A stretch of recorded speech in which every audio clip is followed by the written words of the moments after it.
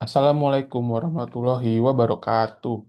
Perkenalkan, nama saya Muhammad Trinanda Torik, NRP 5026241124 dari Departemen Sistem Informasi Institut Teknologi 10 November. Pada kesempatan kali ini, saya akan menjelaskan pengerjaan saya, pengerjaan tahap 2, Open Recruitment, Asisten Dosen, Manajemen Proses Bisnis, mata kuliah Manajemen Proses Bisnis.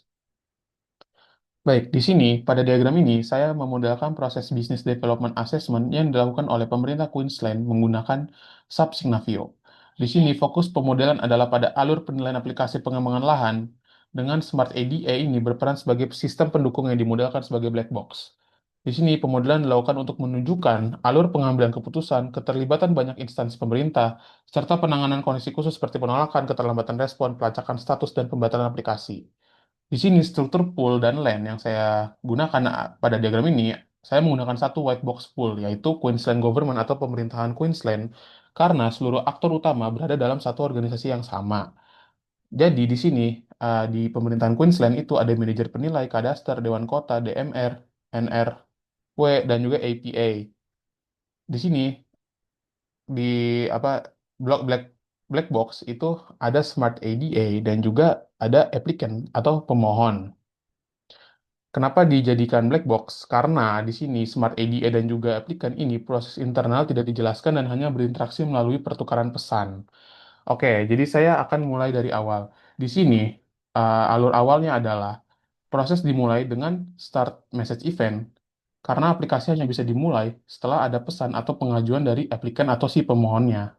Jadi si pemohon ini mengirimkan pesan ke manajer penilai. Nah, kemudian manajer penilai di sini bertanggung jawab untuk menyimpan aplikasi di Smart ADA, di black box Smart ADA. Kemudian manajer penilai mengecek kelengkapan aplikasi, lalu saya menggunakan SOR.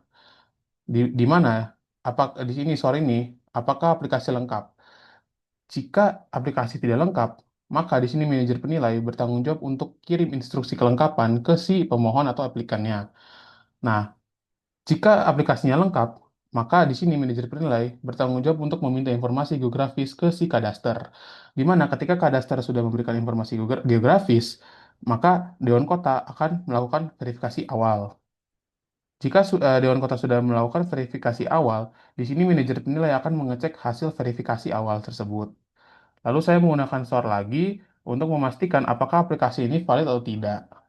Jika aplikasi ini tidak valid, masa permohonan ini tidak valid, maka si manajer penilai ini akan menotifkan kewajiban notifkan kewajiban mengulangan submission dengan mengirimkan revisi aplikasi ke cek kelengkapan aplikasi. Kemudian jika aplikasinya sudah valid, maka di sini manajer penilai akan menyiapkan penawaran biaya untuk pemrosesan aplikasi yang kemudian akan mengirimkan penawaran biaya ke si pemohon atau applicant. Nah, di sini saya menggunakan event based gateway karena akan terjadi beberapa event, yakni pertama jika si em, manajer penilai ini sudah mengirimkan penawaran biaya ke si pemohon atau applicant dan si applicant ini menolak, maka event akan diakhiri, permohonan aplikasi akan diakhiri. Nah, kemudian peristiwa kedua adalah jika di sini applicant atau pemohon sudah 5 hari tidak ada kabar, maka si manajer penilai akan memberikan peringatan ke si pemohon. Nah, kemudian jika sudah 2 hari dan belum ada respon lagi, maka di sini permohonan aplikasi otomatis akan dibatalkan atau diakhiri. Kemudian di sini event yang ketiga, di sini adalah penawaran diterima oleh si pemohon. Jika penawaran diterima oleh pemohon, maka manajer penilai bertanggung jawab untuk meminta potensi konflik ke si DMR. Nah, di sini DMR itu tugasnya adalah untuk mengecek apakah akan terjadi konflik jika proyek pembangunan jalan itu dilaksanakan. Nah, di sini manajer penilai akan melihat apakah ada konflik. Jika ada konflik, maka si manajer penilai akan memberikan peringatan bahwa proses tidak dapat dilanjutkan. Sebaliknya, jika konflik ini tidak ada, maka tahap selanjutnya adalah manajer penilai ini bertugas untuk mengevaluasi dampak lingkungannya. Nah, jika terjadi perubahan lingkungan, jika tidak terjadi perubahan lingkungan, Maka di sini manajer penilai akan mengirimkan persetujuan akhir ke si pemohon atau aplikan dan event sudah selesai, sudah diakhiri. Nah, yang jika terjadi perubahan lingkungan, maka di sini manajer penilai harus melakukan pengecekan hukum pelindungan lingkungan. Yang kemudian si manajer penilai ini akan mengajukan izin perubahan lahan. Tetapi sebelum mengajukan, manajer penilai harus memastikan apakah lahan ini tuh untuk kebutuhan komersial atau tidak. Jika iya, maka diwajibkan untuk membayar biaya tambahan. Tetapi jika tidak, tidak usah. Di sini, ketika sudah diajukan, ketika manajer penilai sudah mengajukan perubahan lahan, maka di sini NRW akan menerbitkan izin perubahan lahan. Nah, kemudian NRW ini akan memperingatkan aplikan bahwa izin perubahan lahan sudah diterbitkan. Nah, selanjutnya manajer penilai akan mengecek peraturan pelindungan khusus. Jika area wilayah yang ingin dibangun itu adalah area yang terlindungi, eh, yang tidak dilindungi maksudnya, maka si manajer penilai ini akan mengirimkan persetujuan final yang kemudian proses akan diakhiri. Tapi sebaliknya, jika areanya terlindungi, maka manajer penilai harus meminta izin lingkungan ke APA. Di sini APA akan memberikan izin lingkungan dan akan memperingatkan aplikan atau pemohon tentang izin lingkungan tersebut. Nah, jika sudah selesai, maka manajer penilai akan mengirimkan persetujuan final ke si pemohon atau aplikan dan event selesai.